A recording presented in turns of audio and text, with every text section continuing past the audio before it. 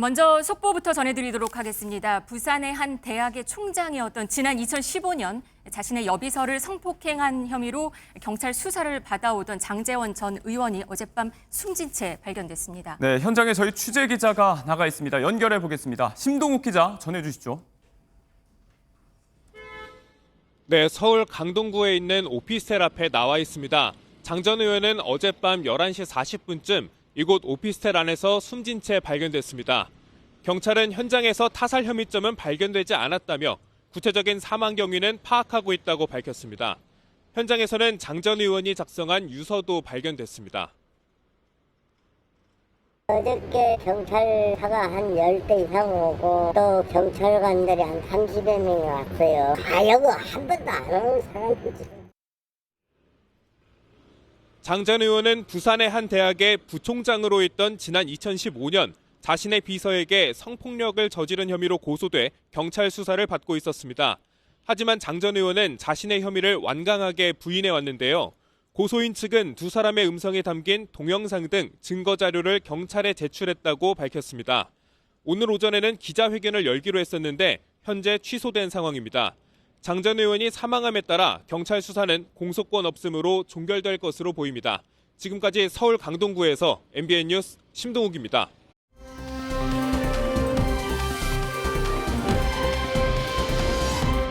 네, 아침부터 갑작스러운 비보에 많이들 황망하셨을 것 같은데요. 관련해서 대담을 이어가겠습니다.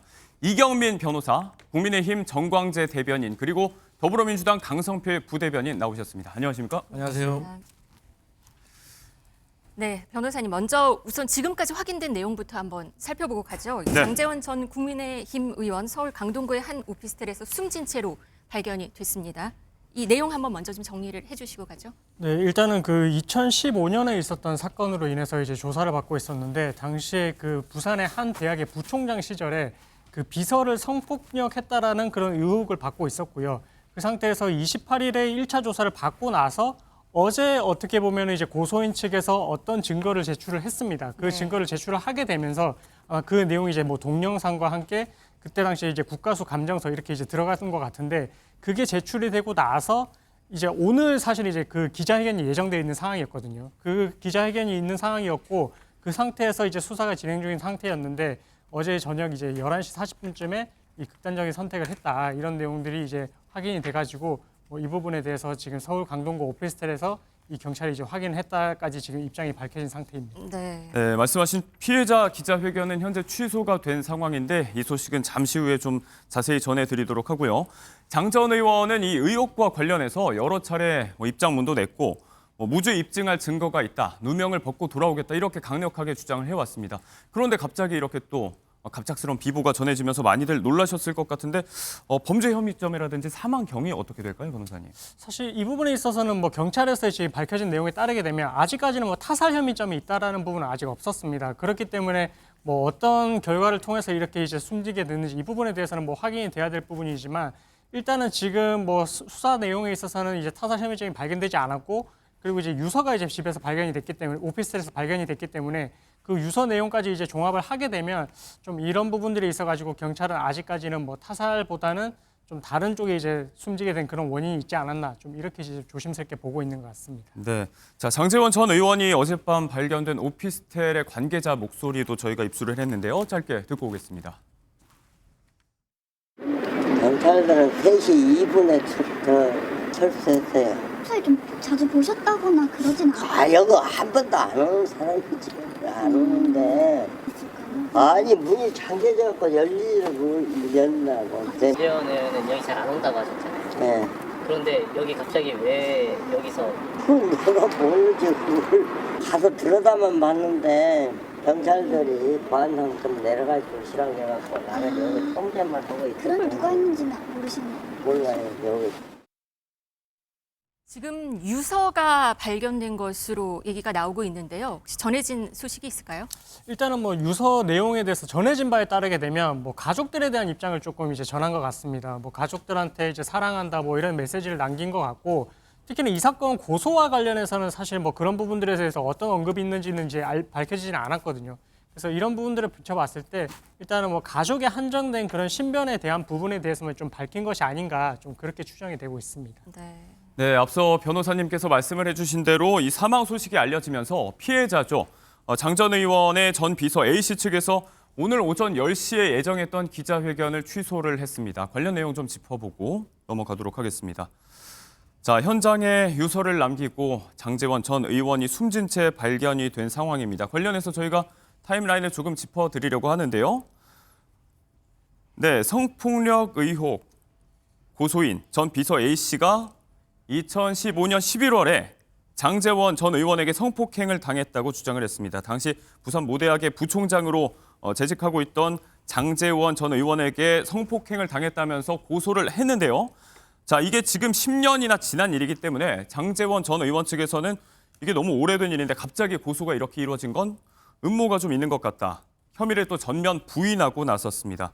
자, 이에 전 비서 A씨 피해자 측이죠.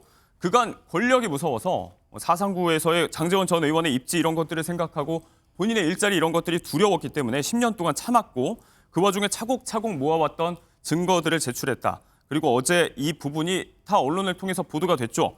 숙박업소에서 촬영이 된 영상들, 또 모 남성의 DNA가 증거로 남았고 이 부분들이 어제 경찰에 제출이 됐고 보도가 이루어졌습니다. 자, 즉각 어젯밤에 장제원 전 의원의 비보가 들려오면서 이렇게 사건이 좀 일단락된 모양새입니다. 어제 그 전 비서 측에서 성폭행 증거들을 경찰에 제출했다. 이런 걸 밝히기도 하는데 그 어떤 것들이 나왔는지 한번 좀 볼까요? 네, 이 성폭력 사건에서는 사실 이제 피해자 진술도 하나의 유력한 증거로 쓰이게 되고 이 피해자의 진술만으로도 신빙성이 있으면 처벌까지 가게 되는데 근데 이 고소인 측에서는 추가로 더 증거를 제출했습니다. 어떤 부분이 있었냐면 동영상, 그러니까 피해 사실이 있었던 그 사건 당일에 직후에 이제 그 내용을 올린 것인데 그때 당시 내용을 보게 되면 이건 고소인 측에서 밝힌 내용에 따른 것입니다. 그때 내용이 어떤 것이 있냐면 피해자한테 뭔가 이제 심부름을 시키는 그런 내용이 담겨 있고 그리고 뭔가 이제 추가적으로 추행을 시도하려는 그런 정황도 이제 담겨 있다. 그리고 피해자가 흐느끼는 내용도 담겨 있다. 이렇게 이제 주장을 하고 있고요. 네. 그리고 국가수 감정서도 제출을 했는데 이 국가수 감정서라는 게 이제 피해가 발생을 하고 난 직후에 해바라기 센터를 가게 되면 그 해바라기 센터에서 이 DNA를 채취를 하게 됩니다. 그럼 DNA를 채취를 하게 됐을 때 남성의 DNA형인지 그다음에 이제 그게 이 상대방이 만약에 이제 가해자 남성이 특정이 되면 가해자 남성의 DNA와 이렇게 대조를 해서 이 사람이 일치하는지 여부를 확인을 할 수 있는데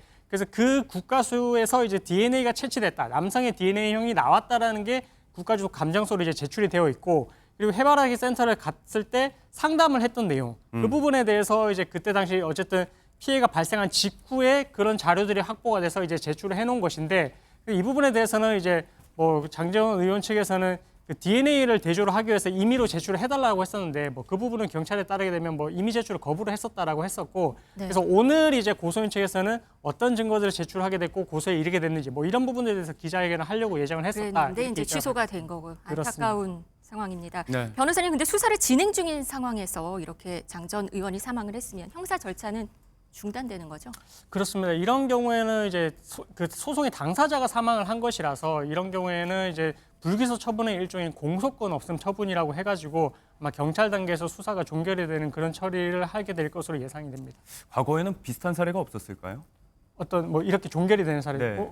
이렇게 이제 피해자가 이제 조사를 받는 과정에서 사망에 이르게 되는 경우가 사실 흔치는 않은데 네. 그런 경우가 발생을 했을 때에는 당연히 이제 더 이상 이제 증거를 확보를 하기가 또 어려운 상황이고 그리고 재판을 받아야 할 당사자가 사망을 했기 때문에 이런 경우에는 불기소 처분의 일종인 공소권 없음으로 종결을 하고 있습니다.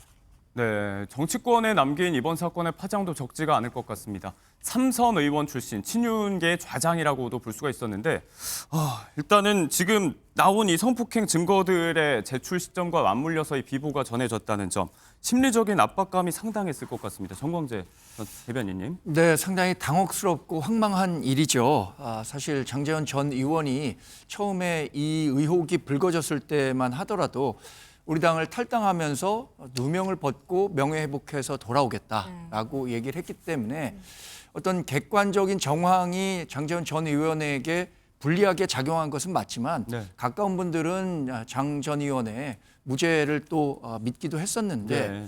이번에 이런 황망한 소식이 전해지면서 당 전체가 아주 뭐 그야말로 초상집 분위기죠. 이 심적 고통이 대단히 컸을 거라고 생각합니다. 극단적 선택을 한 사람들의 마음 다 이해하기 어렵지만 그런데 이렇게 극단적 선택으로 모든 문제를 해결하고 넘어가겠다. 나만 이 상황을 모면하면 된다라는 생각을 이런 유력 인사나 연예인이나 이런 분들이 하는 것은 전체적으로 사회에 미치는 파장이 크기 때문에 대단히 조심해야 할 일이라고 생각합니다. 네, 말씀드리는 와중에 저희가 속보가 바로 들어왔습니다. 지금 들어온 소식을 바로 전해드려야 될 것 같습니다. 네, 많이들 기다린 소식이었죠. 헌법재판소가 4월 4일로 윤석열 대통령 탄핵 사건 선고 예고를 냈습니다. 자, 이번 달 4일이니까 오늘이 1일이 됐죠. 지금 사흘 뒤에 네, 이번 주 탄핵 금요일입니다. 심판에 대해서 네. 선고를 내리겠다고 예고를 하고 나섰습니다. 네. 자, 관련 소식이 또 추가로 들어오는 대로 저희가 자세하게 정리를 해서 넘겨드리도록 하겠습니다.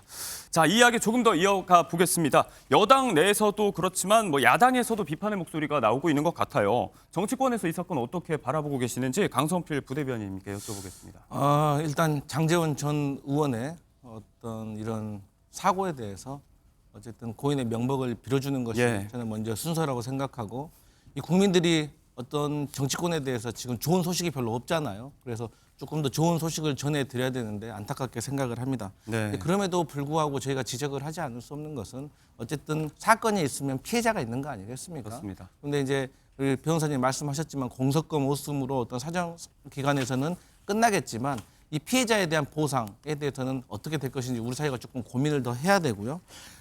장 전 의원이 어쨌든 유서를 남겼다고 합니다. 네. 그래서 그 유서의 내용이 추후에 공개가 될지는 모르겠지만 그 만약에 공개가 된다면 또 그 공개한 유서를 보고 저희 민주당은 또 입장을 내는 것이 맞다. 이런 말씀 드리겠습니다. 네, 오전에 이 갑작스러운 소식에 많이들 당황을 하셨을 것 같습니다. 저희가 관련 소식 추가로 더 정리를 해서 추가 보도를 해드리도록 하겠습니다.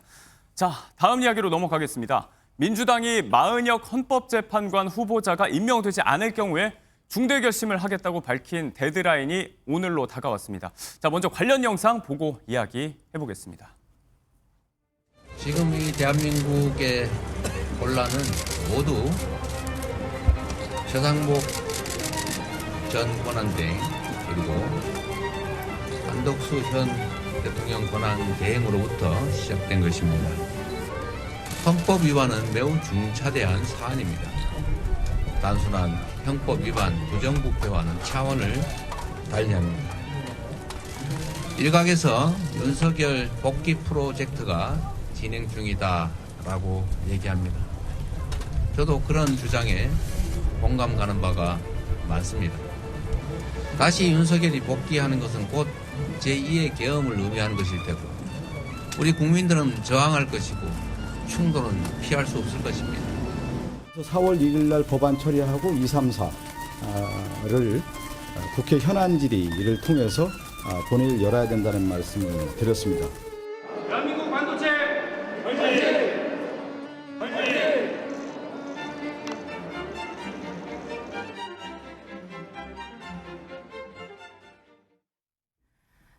네, 윤석열 대통령 탄핵 심판 선고가 오는 금요일로 4월 4일로 잡혔습니다. 생중계도 허용을 합니다. 일반인 방청도 허용하는 것으로 나오고 있습니다. 당초 예상했을 때는 4월 11일 아니면 18일까지도 예상이 되고 오히려 지날 것이다라고 얘기도 됐었는데요. 4월 4일로 정해졌습니다. 이 내용 잠시 얘기 나눠보도록 하겠습니다. 정광재 대변인, 네. 어떻게 생각보다 지금 빠른 건가요? 아니면 독촉이 워낙 심했으니까 여당, 야당 할 것 없이 최근에서는 계속 빨리 해달라 이런 독촉이 네, 있었어요? 여야를 막론하고 윤석열 대통령에 대한 탄핵 선고가 빨리 이루어져야 한다. 이것이 대한민국 정치의 불확실성을 줄일 수 있는 방법이라고 계속해서 요구를 했던 거죠. 네. 근데 그 이면에는 여당이나 야당이나 생각했었던 것은 완전히 다르다고 생각합니다. 그렇죠. 우리 당은 지금 이른바 헌법재판관 8명 사이에 5대 3이라는 데드락에 걸려서 기각 또는 각하의 가능성이 크니까 빨리 그 선고를 내달라라는 요청을 한 것으로 저는 알고 있고요. 네. 민주당은 애초부터 8대0 당연히 인용을 가정하고 이렇게 결론을 빨리 내달라고 요구한 것으로 알고 있는데 일단 그 시를 잡은 것은 저는 환영합니다. 왜냐하면 정치적 불확실성이 계속 커질수록 우리가 지금 대응해야 하는 대한민국의 과제가 많잖아요. 미국의 통상 압력이라든가 민생이라든가 화재와 관련한 사건에 대해서. 근데 이렇게 계속 길어질 수만은 없는 사안이었는데 4월 4일에 어떤 헌법 정신에 맞는 판결을 헌법재판소에서 내려줄 것으로 기대하고 차분히 기다려야 봐야 할 것 같습니다. 저희 당으로서는. 네, 민주당. 당초에 유력하게 점쳐졌던 날짜 중에 하나죠. 4월 4일 이번 주 금요일로 이제 선고가 예정이 됐습니다.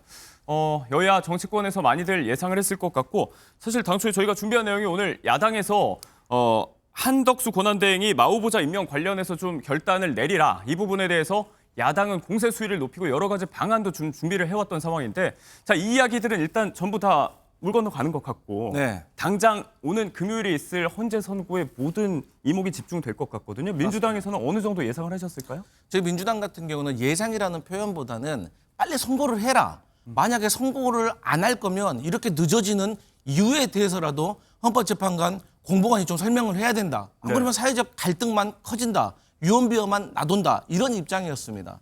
근데 이제 최근에 국민의힘에서 주장을 했던 게 5대3 대드락설이었습니다. 예. 이게 무엇이냐?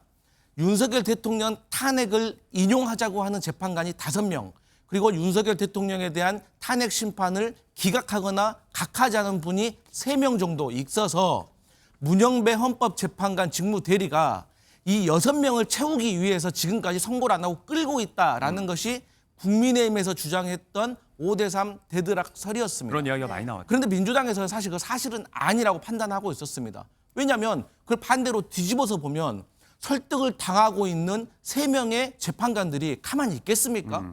그럼 바로 왜 문영배 재판관이 우리의 의견을 무시하고 선고를 안 하고 있냐고 폭로를 했을 겁니다. 근데 그렇지 않았잖아요. 그렇기 때문에 저는 서로가 서로에게 조금 교착 상태, 서로의 의중을 모르는 좀 그런 상황이었는데 그렇기 때문에 저희 민주당으로서는 마은혁 후보자 헌법과 법률에서 빨리 임명을 해서 일종의 매기 효과, 지뢰대 효과를 좀 노려서 선고를 빨리 했으면 좋겠다라는 것이 저희의 전략이었는데 늦게라도 지금 헌법재판소에서 이제 4월 4일, 3일 후에 선고를 하게 됐다고 하니까 환영하고 이제는 좀 정치권이 자제하고 이 선고 결과를 조용히 지켜보는 것이 어떨까 합니다. 네. 4월 4일로 예상보다 좀 빨라진 것도 있잖아요. 아니면 오늘에도 뭐 독촉을 하겠다. 앞에 네. 가서 헌재 앞에 가서 독촉한 뭐 시위를 벌이겠다라고 얘기가 나올 정도였으니까요.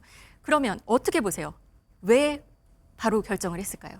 저는 헌법재판관들이 그래도 대한민국이 더 이상 망가지는 것은 방지해야겠다라고 좀 결단을 내린 것 같습니다. 그러니까 저희 민주당 같은 경우는 4월 4일 날을 데드라인으로 본 겁니다. 만약에 헌법재판소에서 4월 4일까지도 윤석열 대통령의 탄핵 심판 선고를 하지 않는다는 것은 4월 18일 이후 문영배 이미선 헌법재판관이 사퇴한 이후까지도 윤석열 대통령에 대한 탄핵 선고를 안 하겠다는 걸로 저희는 간주를 한 겁니다. 네. 그러면 왜 헌법재판소에서 4월 18일 2명의 헌법재판관이 사퇴할 때까지 지연시키려고 하는가?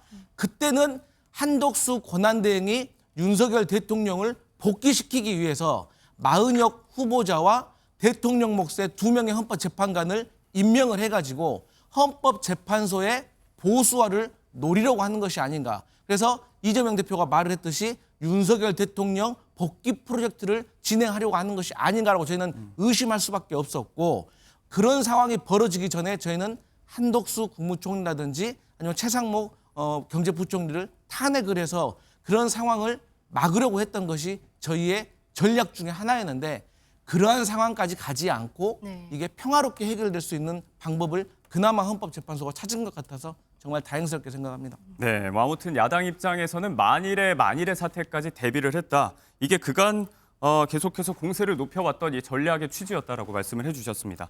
자, 반면에 이제 여당에서는 국무위원 연쇄 탄핵 이런 이야기들, 쌍탄핵 이런 이야기들 나올 때 이게 국헌문란 행위다. 내란 혹은 내란 선동죄다라면서 관련자 72명을 또 고발 조치하지 않았습니까? 네, 어제 이런 전략에는 수정이 지금 불가피한 상황인가요? 어떻습니까? 일단 어제 고발은 했습니다. 지금 민주당에서 행하고 있는 일련의 정치 행위들이 정말로 국무회의를 무력화해서 무정부 상태를 만들려고 하는 것 아니냐라는 비판 저는 당연히 대중들이 할 수 있다고 생각하고요.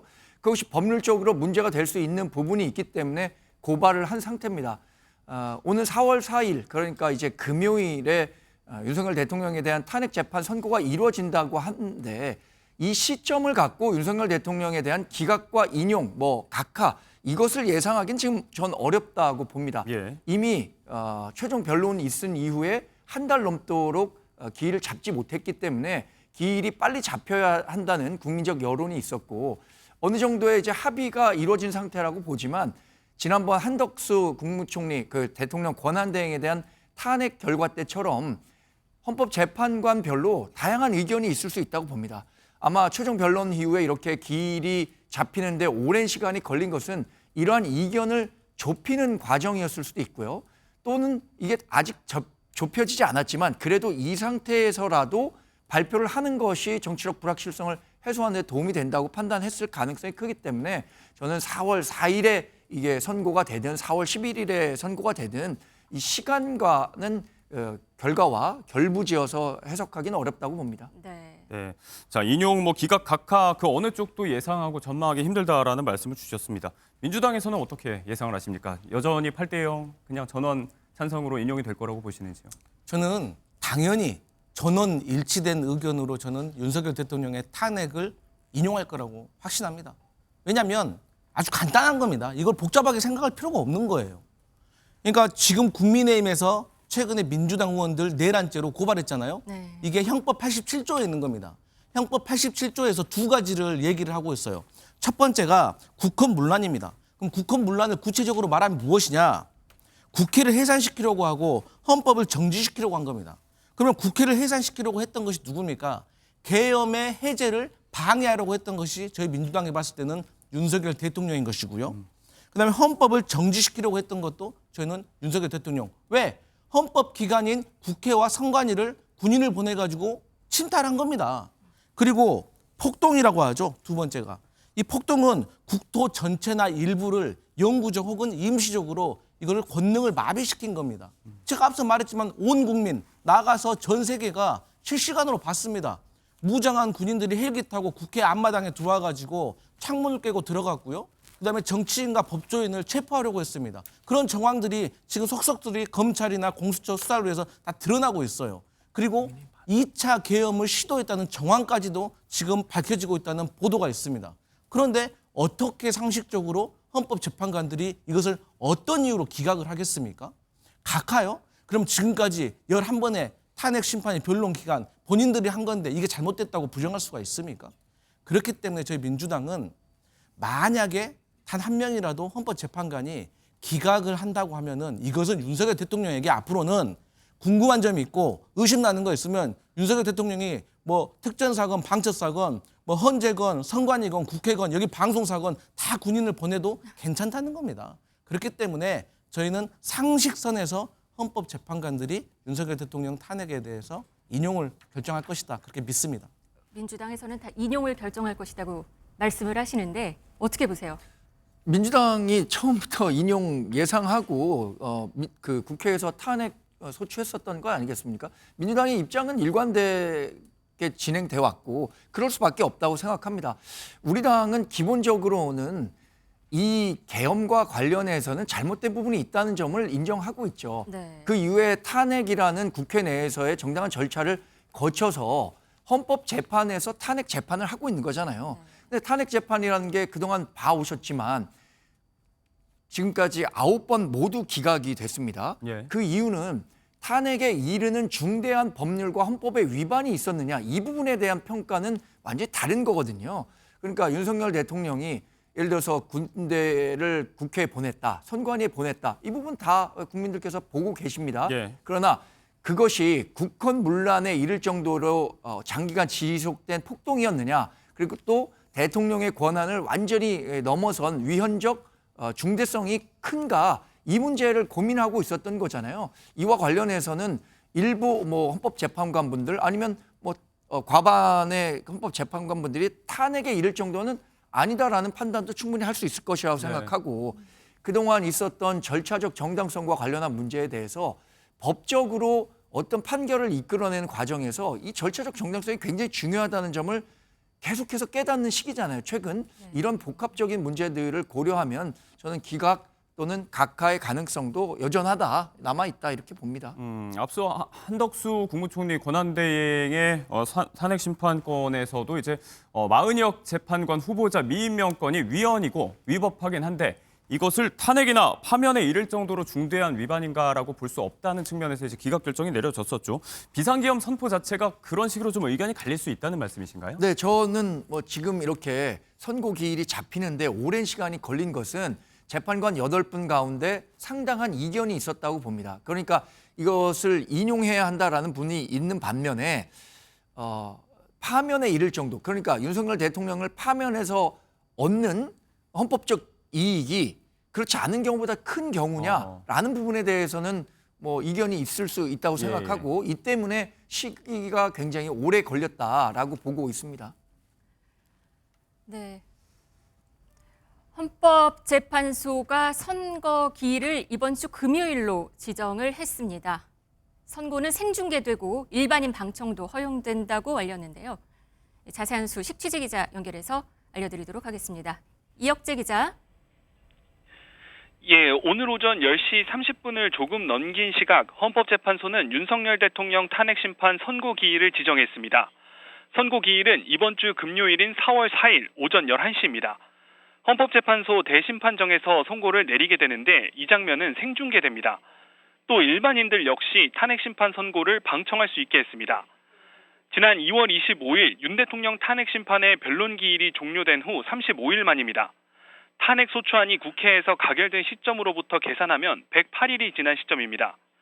노무현, 박근혜 전 대통령의 탄핵심판 선고가 내려진 기간을 훌쩍 넘기면서 역대 최장 심리 기간을 기록했습니다. 선고 기일이 기약 없이 미뤄지면서 수많은 추측들이 난무했던 가운데 오는 금요일 헌재가 어떤 결정을 보일지 관심이 쏠립니다. 지금까지 보도국에서 전해드렸습니다. 네, 변론 종결 후 이 선고일 지정까지 35일이 걸렸습니다. 그리고 헌법재판관은 8명이 결국 심판 선고를 하게 된 상황입니다. 자, 관련해서 대담 조금 더 이어가 보도록 하겠습니다. 기각과 혹은 각하를 전망하는 혹은 그렇게 돼야 된다고 하는 입장에서 계속해서 이제 힘을 줘서 이야기하는 것들은 이제 절차적인 문제들, 탄핵 소추 사유에서 내란죄 부분이 처리됐다. 이 부분을 계속해서 문제 삼고 있거든요. 네. 강선필 부대변인님께서는 이 부분 어떻게 전망을 하십니까? 그러니까 이 내란죄 철회됐다는 거는요. 이제는 온 국민이 알 정도로 너무 자세히 설명을 드렸습니다. 예. 그러니까 내란죄를 철회를 했지만 내란 행위라는 것이 남아있는 겁니다. 우리가 윤석열 대통령의 탄핵 심판 11번의 변론을 보면서 내란 행위, 그러니까 뭘 물어봤습니까? 군인들이 날씨도 안 좋은데 헬기 타고 국회 뒷마당에 와가지고 운동장에다가 헬기 타고 내려가지고 무장한 군인들이 야간 투시경 메고 어땠습니까? 창문 깨고 들어갔잖아요. 이게 다 내란 행위인 겁니다. 선관위에 군인들이 갔습니다. 야간 당직자가 5명이 있었어요. 이 사람들의 행동을 제압했습니다. 휴대폰을 뺏었습니다. 네. 그리고 어떻게 하려 했습니까? 선관위의 서버에 갔습니다. 사진 찍은 거 다 봤지 않습니까? 이런 것들 서버를 확보하려고 했던 것들, 이게 다 내란 행위인 겁니다. 또 경찰이 국회를 둘러싸고 국회의원들이 국회로 들어가는 거, 진입하는 걸 막았습니다. 아니 70이 다 되는 국회의장이 국회 담벼락을 왜 넘습니까? 봉쇄했기 때문에 넘었던 거 아니겠습니까?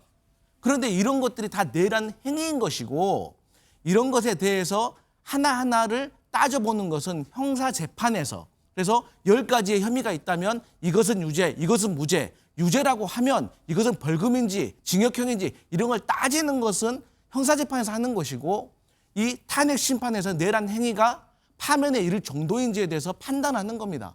그것은 이미 지난 박근혜 전 대통령 탄핵 심판 때 우리 권성동 지금 현재 국내의원 원내대표께서 자세하게 다 잘 알고 계신 거 아니겠습니까? 네. 그래서 더 이상 이 내란죄를 철회한 걸 가지고 이거 윤석열 대통령의 탄핵 심판이 각하된다. 이것은 이미 탄핵 변론 기간에 다 정리가 된 내용이다. 이런 말씀 드립니다. 방금 전에 권성동 국민의힘 원내대표가 윤석열 대통령 탄핵 심판 진행 중인 헌법재판소를 향해서 재판관들의 판단을 그대로 존중해서 조속히 결론을 도출하라라고 또 막 촉구를 했습니다. 그러면서 민주당의 집단 관계를 중단시킬 수 있다. 이렇게 말을 했거든요. 네, 어떻게?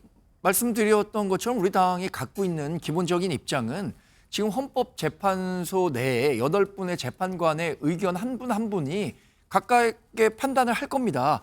그것을 통해서 인용이 되든 기각이 되든 각하가 되든 이렇게 그 결정이 날 텐데 그동안 이 시기가 계속 미뤄지면서 뭔가 다른 그 꿍꿍이가 있는 거 아니냐, 어떤 내용들이 진행되고 있는지 잘 모르니까 이런 억측들이 나오는 거죠. 그래서 저는 4월 4일에 나오는 탄핵 재판 결과는 결국에는 민주당이든 국민의힘이든 모두 승복하고 윤석열 대통령도 헌재 결과에 당연히 승복해야 하는 일이라고 생각합니다. 그런데 각하와 관련해서 절차적 정당성, 특히 탄핵 소추의 동일성이 훼손됐다 이 얘기를 하고 있는 거잖아요. 이 예를 얘기할 때 2017년 박근혜 전 대통령에 대한 탄핵 시기를 얘기하는데 그때는 탄핵 소추의 동일성이라면 이렇게 큰 가지가 큰 그루터기가 아니라 가지를 일부 쳐낸 것에 불과했다면 지금 비유적으로 얘기한다면 나무 그루 전체를 다 잘라낸 상태에서 파면을 해달라라고 얘기한다면 그런 절차적 정당성 문제가 있는 거죠. 얘기하신 내용, 그러니까 국회에 군대가 파견됐고 선관위에도 군대가 동원됐다. 이것은 이른바 정영식 주심 재판관이 얘기했던 것처럼 공지의 사실입니다. 탄핵 재판 있기 전서부터 다 알고 있었던 일이었는데 그런데 그 최후 변론 이후에 아직까지도 이 선고 기일을 잡지 못했었던 것은 분명히 그만큼 탄핵 재판을 하는 재판관 사이에서 이견이 있었다. 이것을 방증하고 있거든요. 그래서 저는 이게 뭐 민주당이 얘기하는 것처럼 100% 인용이다 이렇게 판단할 수는 없다고 보고 있습니다. 자, 이런 부분들에 대해서 재판관 한 명 한 명의 결론이 이제 오늘 금요일에 생중계를 통해서 공개됩니다. 자, 정치권도 윤석열 대통령 탄핵 심판 선고 기일에 촉각을 세워왔는데요. 국회 연결해서 그쪽 분위기도 들어보도록 하겠습니다. 자, 장가희 기자, 여야의 입장이 나왔을까요? 네, 아직 양당의 공식 논평은 나오진 않았습니다. 정치권에서는 여야 할 것 없이 모두 하루속히 헌법재판소가 판결을 내놔야 한다면서 목소리를 높여왔는데요. 헌재 판결을 압박해오던 정치권 입장도 상당히 변화할 것으로 보입니다. 윤상현 국민의힘 의원은 취재진에게 지금도 결정이 너무 늦었다며 빨리 선고해야 한다는 입장을 밝혔는데요. 결과는 당연히 기각이나 각하일 것이라고 강조했습니다. 마은혁 재판관 후보자 임명을 촉구하면서 한덕수 권한대행과 또 최상목 경제부총리 탄핵까지 거론했던 민주당의 공세 조금 잦아들 전망입니다. 원내 지도부 핵심 관계자는 사실상 무의미해졌다면서 헌재 판결까지 신중히 지켜보겠다는 입장을 밝혔습니다. 또 우원식 국회의장은 헌법 질서가 회복되고 법치주의가 바로 서는 날이 되기를 기원한다고 했습니다. 지금까지 국회에서 전해드렸습니다. 네, 아직 양당의 공식 입장은 나오지 않았지만 정치권에선 여야 할 것 없이 빨리 판결을 잘 내놔야 한다 이런 얘기를 하는 것 같습니다. 네, 이번 선고에 따라서 아무튼 8인 체제로 탄핵 심판이 이루어지게 됐습니다. 당초 이 마은혁 재판관 후보자 임명 강행을 계속해서 준비했던 민주당이 바라보는 구도는 좀 달라질 것 같아요. 근데 이제 사실 저희가 마은혁 후보자에 대해서 계속해서 임명을 요구했었잖아요. 그러니까 이게 저희는 간단한 겁니다. 그러니까 윤석열 대통령 심판과 별개로 이 대통령 권한 대행이란 분, 지금 어쨌든 행정부의 총책임자 아닙니까? 법을 지키라는 겁니다. 헌법재판소에서 위헌 위법하다고 말했잖아요. 다만 한덕수 권한대행 같은 경우는 본인이 고민할 시간이 조금 촉박했던 것 같다. 그렇기 때문에 위헌 위법하지만 파면에 이를 정도는 아니다. 그러면 임명해야죠. 본인이 뭐라고 했습니까? 여야 합의가 안 됐기 때문이라고 했잖아요. 근데 여야 합의가 됐다는 것을 실질적으로 헌법재판소에서 일자별로 합의의 과정들을 다 명시를 했거든요. 그렇기 때문에 더 이상 미룰 이유가 없다는 것이었기 때문에 저희는 마은혁 후보자를 빨리 임명하라. 행정부의 수장이 법을 어기는 건 안 된다. 이런 입장이었습니다. 마은혁 재판관 후보자 임명을 촉구하면서 지금 한덕수 권한대행, 최상목 경제부총리 모두 쌍탄핵까지 얘기를 했었는데 공세는 이제 잦아들겠네요. 이제 4월 4일 날 헌법재판소에서 선고를 한다고 하기 때문에 저는 이 부분에 있어서는 조금 자제하는 모습을 보여주는 것이 어떨까라고 저는 개인적으로 생각을 하는데 또 지도부가 여기에 대해서 당내 의견을 수렴하고 또 민심을 잘 청취해가지고 결정 내릴 것으로 보여집니다. 지금 결국 8인 체제로 윤석열 대통령 탄핵 심판 선고가 이루어지게 됐습니다. 기간은 지금 기존의 다른 탄핵 그 사건에 비해서 3배 정도 늦어진 그런 상황이죠. 그렇죠. 다른 전직 노무현 전 대통령이나 박근혜 전 대통령 사례와 비교했을 때 사실 상당히 늦어진 면이 있습니다.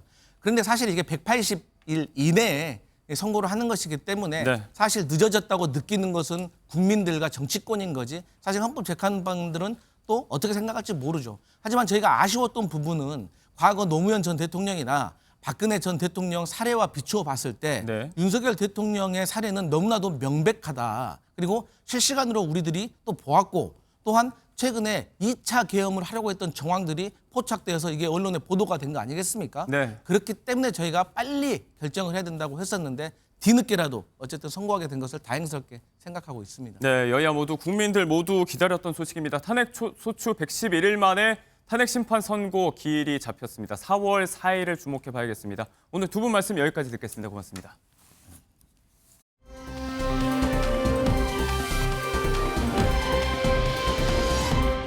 자, 정치권도 윤석열 대통령 탄핵 심판 선고 기일에 촉각을 세워왔는데요. 국회 연결해서 그쪽 분위기도 들어보도록 하겠습니다. 자, 장가희 기자, 여야의 입장이 나왔을까요? 네, 아직 양당의 공식 논평은 나오진 않았습니다. 정치권에서는 여야 할 것 없이 모두 하루속히 헌법재판소가 판결을 내놔야 한다면서 목소리를 높여왔는데요. 헌재 판결을 압박해오던 정치권 입장도 상당히 변화할 것으로 보입니다. 윤상현 국민의힘 의원은 취재진에게 지금도 결정이 너무 늦었다며 빨리 선고해야 한다는 입장을 밝혔는데요. 결과는 당연히 기각이나 각하일 것이라고 강조했습니다.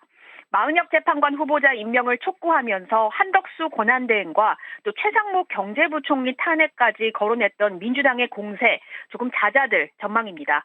원내 지도부 핵심 관계자는 사실상 무의미해졌다면서 헌재 판결까지 신중히 지켜보겠다는 입장을 밝혔습니다. 또 우원식 국회의장은 헌법 질서가 회복되고 법치주의가 바로 서는 날이 되기를 기원한다고 했습니다. 지금까지 국회에서 전해드렸습니다.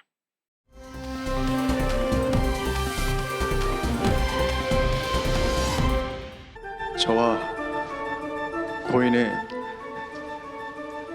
사생활이 폭로될 때마다 내일은 그냥 다 이야기하자. 직접 말하고 이 지옥 같은 상황을 끝내자는 생각을 계속 했었습니다. 원래 저는 가진 게 많지 않은 사람이었는데 지킬 것이 너무 많은 사람이 되어 있었습니다. 저는 늘 스타 김수현으로서의 선택을 해왔던 것 같습니다. 모든 것이 두려웠습니다. 이런 선택을 비겁하다거나 이기적이라고 비판하신다면 얼마든지 받겠습니다.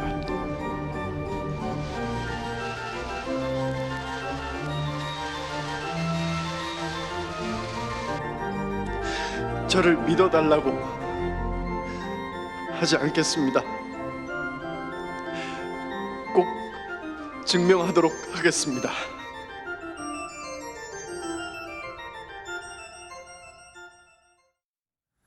네, 정치권에 이어 사건, 사고, 다른 이슈들도 짚어볼 텐데 오늘 개편 첫 방송입니다만 전반적으로 무거운 이야기들 이어집니다. 배우 김수현 씨가 어제 오후죠. 고 김세론 씨 관련 개인사 논란에 대해서 기자회견을 열고 입장을 밝혔는데요. 질의응답 없이 입장만 밝혔습니다. 자, 그 내용 한번 먼저 영상으로 보고 돌아오도록 하겠습니다. 저와 고인은 5년 전 1년여 정도 교제를 했습니다. 하지만 그때 저는 교제 사실을 부인했습니다. 몇 년 전에 사귀었던 사람과의 관계를 인정한다면 무슨 일이 벌어질까? 그래서 사실 매일 두려웠습니다. 스타 김수현이기 때문에 지키기 위해 선택한 모든 것들이 나에게 독으로 돌아오면 어떡할까? 모든 것이 두려웠습니다. 하지만 만약 다시 눈물의 여왕이 방영족이던 때로 돌아간다고 해도 저는 다시 그 선택을 할 것입니다. 할 수밖에 없습니다. 저는 고인이 미성년자이던 시절 교제를 하지 않았습니다. 자, 어제 있었던 기자회견 영상 보고 오셨습니다. 많이들 지켜보셨을 텐데 일단 홍종성 기자님께 어제 회견 어떻게 보셨는지 짧게 좀 여쭙겠습니다. 일단 뭐 1,000만 명 이상, 1,300만 명이 함께 지켜보셨다 이런 보도가 나왔습니다. 그런데 일단 김수현 씨가 잘못했든 잘못하지 않았든 본인이 얘기했지만 예. 이 무리를 일으켜서 굉장히 괴로워하신, 사랑해 주신 많은 팬들이 있었어요. 그리고 이건 결국 기자 앞에 섰지만 카메라 앞에 섰다는 건 대국민 기자회견이기 때문에 네. 저는 국민들께 염려 끼치고 실망드려서 죄송하다. 이 부분에 대한 눈물일 거라고 생각했는데 전반적인 기자회견 내용을 보면 네. 내가 굉장히 모욕당했다, 협박받았다, 그리고 명예훼손 당했다 이런 부분에 대해서 오히려 억울함을 호소하고 분개하는 눈물이 아니었나 이런 생각이 들었고 저는 이제 그런 부분보다 좀 더 진정성 있는 사과가 먼저가 아니었을까 싶고 그래서인지 지금 어젯밤부터 오늘까지 저도 여러 국내외 해외까지 반응을 좀 살펴봤지만 여론은 좀 냉담하다. 김수현의 눈물이 대중의 마음을 돌리지는 못했다. 네. 개인적인 생각입니다.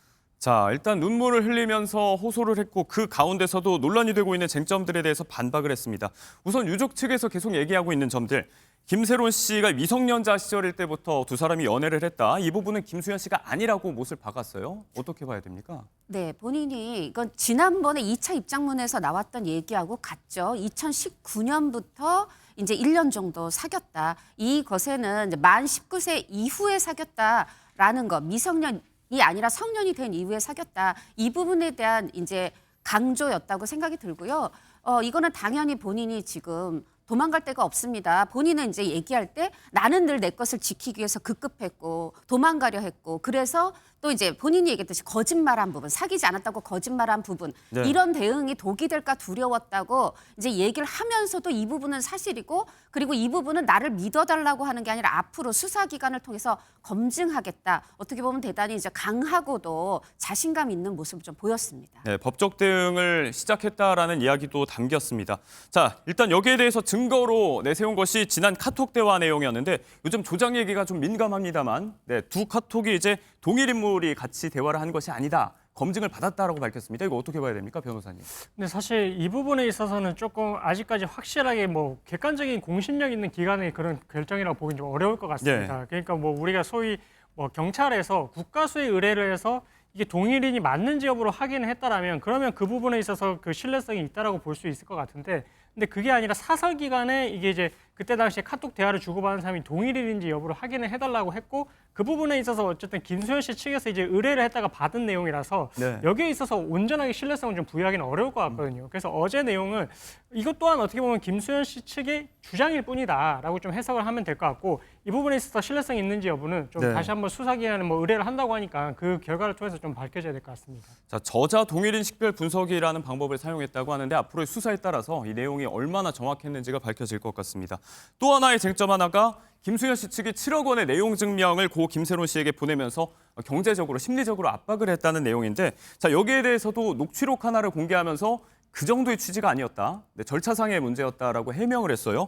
이 부분은 어떻게 봐야 될까요? 네, 어제 이제 두 가지 증거. 하나는 이 동일인 식별에 대한 자료, 그리고 하나는 녹취 하나를 공개했는데 이것이 김수현 씨의 소속사 측 인물과 김세론 씨가 사망 전에 소속했던 소속사 대표와의 김세론 씨 사망 1년 전에 나눴다는 내용입니다. 이 내용에서는 7억 원 내용 증명 보낸 거 그냥 보낸 거다라는 형식적 절차다. 배임을 피하기 위한 절차다라고 얘기하는 부분이에요. 말하자면 지금 김세론 씨의 죽음을 우리 측으로 몰 게 아니라 우린 이런 의사를 전했으니 만약에 이게 김세론 씨 측에 전달되지 않았다면 그건 오히려 이 사망 당시의 소속사 대표의 잘못이 아니냐. 말하자면 책임의 이 소재를 다른 곳으로 돌리는 이제 네. 그런 부분인데 사실 지금 유족이 줄곧 주장해 왔던 것은 이 어떤 의도로 내용 증명을 보냈느냐가 아니라 그것을 받았을 때 변제하는 사람 입장에서 어떠한 심적 고통을 당했느냐에 대한 호소였거든요.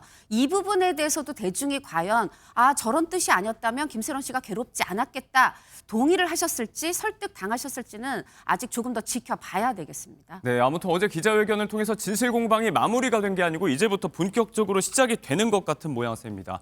김수현 씨 측이 유튜브 가세현 측에 120억 상당의 손배 소송 접수를 했다고 밝히기도 했고요. 제대로 법정 싸움이 시작이 될 것 같습니다. 그렇습니다. 그동안에는 어쨌든 이제 뭐 김수현 씨 유족 측에서는 도의적으로 이제 사과를 하면 된다라고 했었는데, 근데 그런 부분들에 대해서 계속해서 뭐 유튜브 채널을 통해서 이제 의혹 제기가 되니까 이 부분에 있어서도 이제 김수현 씨 측 입장에서는 이제는 법적 대응을 하겠다라고 했고, 이제 맞고서 이제 소송도 이제 불사하겠다라고 하면서 이제 민사소송도 제기를 할 것이다 이야기를 한 것이거든요. 그래서 이 부분에 있어서는 앞으로 제가 봤을 때는 뭐 진실 공방이 좀 법적인 싸움으로 이제 이어질 것 같고, 네. 그래서 아마 이 부분에 있어서는 좀 구체적인 내용들이 뭐 수사 결과를 통해서든 아니면 민사소송을 통해서는 좀 밝혀지지 않을까, 그렇게 좀 조심스럽게 추측하고 있습니다. 네, 최근 연예계에서 가장 시끌시끌한 소식으로 사건 사고 소식을 정리해봤습니다. 자, 두 분과의 말씀 여기까지 나누겠습니다. 고맙습니다.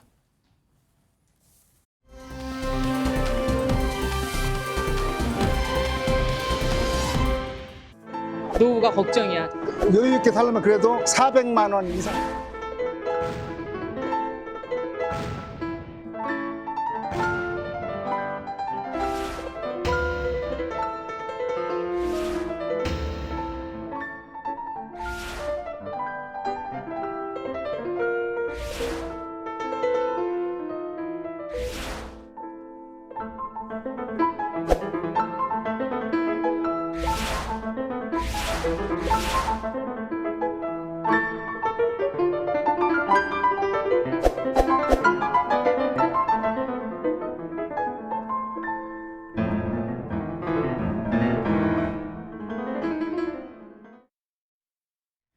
네, 프레스룸 라이브 매일 이 시간에는요, 돈 되는 경제 뉴스를 모아서 각 분야의 최고의 전문가와 모시고 알기 쉽게 설명해 드리도록 하겠습니다. 오늘 첫 출연을 해주시는 분은요, 이미 온라인상에서 너무 유명하신 분입니다. 재테크 1타 강사 김경필 머니 트레이너 모셨습니다. 안녕하십니까? 네, 반갑습니다. 우선 저희 프레스룸 첫 방송에 나와주셔서 네네. 감사합니다. 머니 트레이너가 잘 모르시는 분들이 계실 것 같아요. 네. 어떤 걸까요? 우리가 뭐 보통 공부, 운동, 저축 이런 것들이 반복의 결과물이라고 하잖아요. 네. 그래서 우리가 몰라서 못한다기보다는 반복을 꾸준히 못하다 보니까, 그러니까 우리가 운동에서 근육을 만들듯이 우리가 돈 관리도 근육이 필요하다. 그래서 이제 트레이너라는 표현을 썼습니다. 근육이 필요하다. 네네. 반복하고 배워야 한다. 네네. 말씀이시군요. 그러면 제가 좀 찾아보니까 네. 1억을 모으는 게 가장 재테크의 기본이다. 이런 말씀을 많이 하셨어요. 아무래도 재테크를 성공한 분들이 그렇게 했고, 또 재테크를 마음에만 있지만 실패하는 분들이 거의 99%가 1억이라고 하는 가장 기본적인 자본을 모으는데 실패를 하거든요. 네. 우리가 비행기가 비행을 하려면 고도 1만 미터로 올라가야 되지 않습니까? 그러니까 어떤 기준이 필요한데, 이게 물도 100도씨가 돼야 끓는 것처럼 어떤 기준이 필요하다는 거죠. 1억을 모으려면 꿀팁은? 뭐 사실 가장 중요한 4가지를 저는 항상 얘기하는데, 선저축, 강제저축, 정기저축, 증액저축. 저축이네요. 예, 근데 1억 모으기니까요. 1억을 뭐 불리기가 아니거든요. 일단 1억까지는 모아야 됩니다. 네. 그러면 노후 준비. 오늘 저희 주제는 노후 준비입니다. 노후에는 일단 생활비가 어느 정도 필요할까요? 그거부터 시작해 보시죠. 네. 그래서 사실 뭐 여러 조사 기관에서 발표하는 내용들을 아마 우리 시청자분들도 보셨을 텐데, 뭐 200만 원이다, 250만 원이다 이런 여러 가지 이야기들이 있지 않습니까? 자, 그런데 네. 그것은 평균을 얘기한 거고, 네. 가장 중요한 것은 나의 노후 생활비를 계산해 봐야 됩니다. 자, 나의 노후 생활비 한번 시청자분들도 같이 계산해 보시면 좋을 것 같은데. 한 예를 한번 들어봤어요. 은퇴를 앞둔 김매방 씨 얘기 한번 들어봤는데요. 월 500만 원을 번다고 합니다. 네네. 근데 대출금으로 150만 원이 나가고 뭐 교육비 100만 원이나 됩니다. 뭐 저축도 하지만 결국 자기가 번 돈은 그냥 다 쓰는 그런 셈이 되는 분이거든요. 네, 현재 지금 쓰고 있는 지금 예시의 금액 중에서 네. 생활비 500만 원을 다 쓴다라고 봤을 때 500만 원 중에 노후에는 안 들어갈 비용이 무엇인가를 생각해 보면 일단 교육비는 안 들어갈 가능성이 그렇네요. 많습니다. 네. 그리고 대출 이자도 사실 노후까지는 다 줄어들겠네요. 갚을 수 있기 때문에 지금 이분의 순생활비는 250만 원이다. 네. 그럼 250만 원 곱하기 2배 정도가 노후 생활비다라고 생각하시면 맞을 것 같습니다. 네, 지금 보시면 월 생활비에서 교육비, 대출이자 뺀 순생활비, 노후 생활비는 순생활비의 2배 정도 된다. 왜 2배인가요? 사실 여러분들이 다 아시겠지만은 우리가 쓰고 있는 지금 생활비는 월, 화, 수, 목, 금은 회사에 나가고 토요일, 일요일만 여가 생활을 보내면서 쓴 생활비 아닙니까? 그렇죠. 근데 노후에는 완전히 은퇴를 가정을 했을 때는 월요일부터 일요일까지가 완전히 여가 생활로 채워지기 때문에 당연히 생활비가 늘어나지 줄어들지 않는다.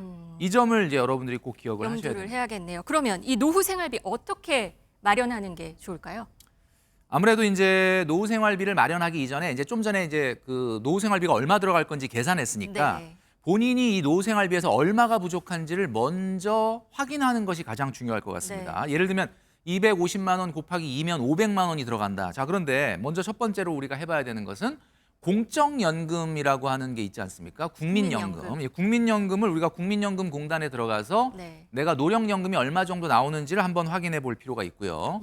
그다음에 이제 두 번째는 퇴직연금, 직장 생활 하시는 분들한테만 해당되는 걸 수는 있겠지만 네. 퇴직연금도 우리가 회사 인트라넷이라든지 금융회사의 홈페이지에 가면 물론 예상이긴 하지만 예상 금액을 알 수가 있어요. 아, 확인을 해봐야 되는 확인을 거군요. 해봐야 된다. 지금 노후 대비의 필수 국민연금, 퇴직연금, 임대소득, 개인연금 이렇게 그렇죠. 말씀을 하셨는데 네, 다 확인을 해야 되는 거예요. 임대소득이라는 거는 뭐 그 컨디션이 되는 분들만 해당될 수 있는 거다라고 생각할 수도 있는데 네. 일반적으로 이제 60대 이후 되면 대한민국 분들 같은 경우는 집 한 채가 유일한 자산이다 보니까 네. 이제 그런 것들을 이제 얘기할 수 있는 거고요. 소득이 낮더라도 가장 중요한 거는 이제 은퇴 시기를 60세에 딱 은퇴하는 거라기보다는 한 70세까지 한 10년 정도는 뭐 굉장히 풀타임 잡을 하지 않더라도 우리가 흔히 소일거리라고 얘기하죠. 그러니까 소위 말해서 세컨드 잡을 하는 것이 굉장히 좀 중요하다 이렇게 말씀드릴 수 그럼 있습니다. 방금 보신 것처럼 연금을 더 추가로 들고 그리고 세컨드 잡을 또 갖고 가야 그렇죠. 된다 이 말씀이시군요. 맞습니다.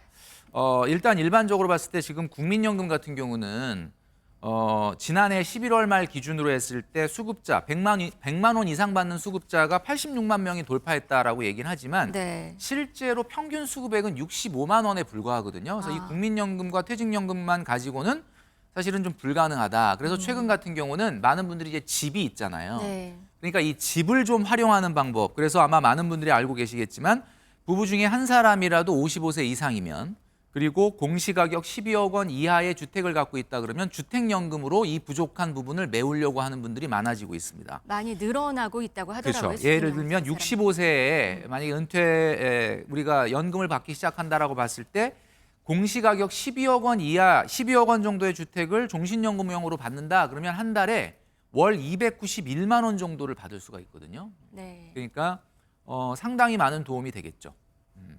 저속 은퇴가 필요하다는 아까 그 말씀이시잖아요. 네네. 그리고 오랫동안 일을 할 수 있게 뭔가를 만들어야 된다. 세컨드 잡을 가져야 된다. 이런 말씀이신데 사실 저속 은퇴라고 말씀드린 이유가 아마 시청자분들이 조금 생소하실 수도 있는데 은퇴를 저속 늦춰라? 은퇴라는 것은 한마디로 얘기해서 완전한 은퇴 시기를 조금 뒤로 늦추는 것을 얘기합니다. 그게 그러니까 세컨드 잡이 되는 걸까요? 그렇죠. 세컨드 잡이 가장 중요한. 그러니까 한마디로 말해서 일주일 내내 월요일부터 금요일까지를 풀타임으로 일하지 않는다고 하더라도 사회활동을 통해서 여기서는 당연히 높은 소득은 불가능합니다. 높은 소득은 불가능하지만 낮은 소득이라 하더라도 뭐 예를 들면 100만 원, 150만 원이라도 꾸준히 소득을 올릴 수 있다라고 한다면은 굉장히 도움이 될 수가 있겠죠. 네, 오늘 그리고 이 세컨잡에 도전해서 만약에 사회 활동을 연장을 하려면 세컨잡은 뭘 하면 좋을까요? 또 어떻게 찾으면 좋을까요? 짧게 한번 말씀해 주시죠. 지금 사실 내일 모레가 은퇴다라고 한다 그러면 내가 준비가 안 돼 있다 그러면 어차피 생계형 경제 활동을 또 해야 됩니다. 네. 근데 이걸 방송을 보시는 많은 시청자분들 중에 혹시 은퇴가 앞으로 10년, 15년 이상 남아 있다라고 한다면 어떤 게 돈이 될까라고 하는 포인트보다는 내가 어떤 걸 할 때 잘할 수 있고 행복할 수 있는지 그 부분에 대한 것을 먼저 생각하신 다음에 왜냐하면 높은 소득을 우리가 올리자는 게 아니기 때문에 네. 자신이 가장 잘할 수 있는 소득 그런 것들을 좀 생각을 하시는 것이 좋습니다. 네, 오늘 노후 준비에 대해서 알아봤습니다. 김경필 머니 트레이더와 함께했습니다. 감사합니다. 네, 감사합니다.